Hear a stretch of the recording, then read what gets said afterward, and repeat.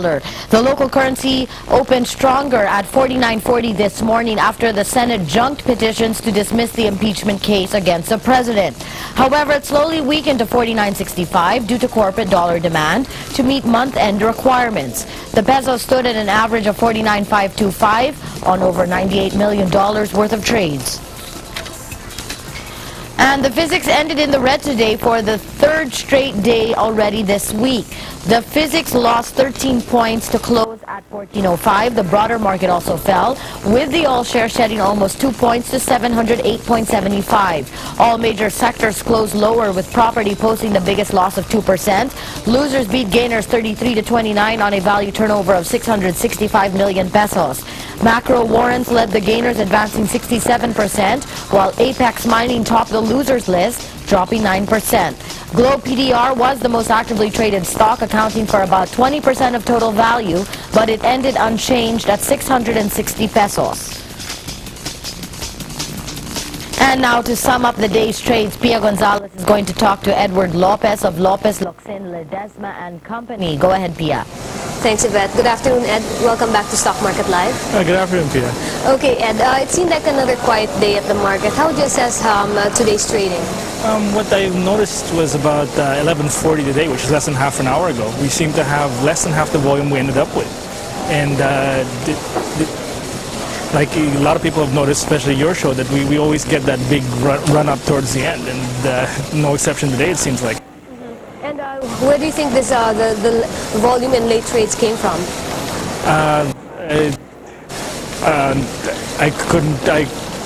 didn't really see like towards the end, but I mean, they always say it's GFIs towards the end, but didn't have time to check that one out.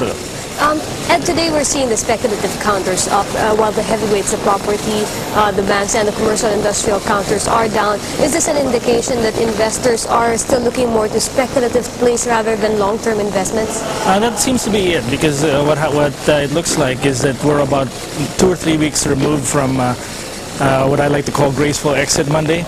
Like, you know, the U.S., they had 13 years ago, they had Black Monday. We had Graceful Exit Monday, and then that mirage kind of died down within a couple of days, and we've been like that ever since. And when there's that perception that the blue chips are not going anywhere in the short term, I guess the players play the speculatives, and no pun intended.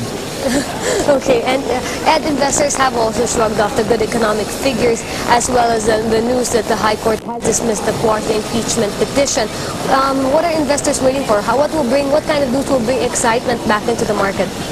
Well, it would have to be a resolution to what's plaguing us now, that the whole big picture of the leadership crisis. Because right now, everybody's entitled to their opinion, but you hear some people say that it's the rallies and the protests that's scaring off investors, scaring off tourists. And my opinion, for what it's worth, is that it's the symptoms that cause the rallies and cause the protests that seems to be what's on everybody's minds. And Ed, all said, what would you recommend investors that have to be in the market at this point?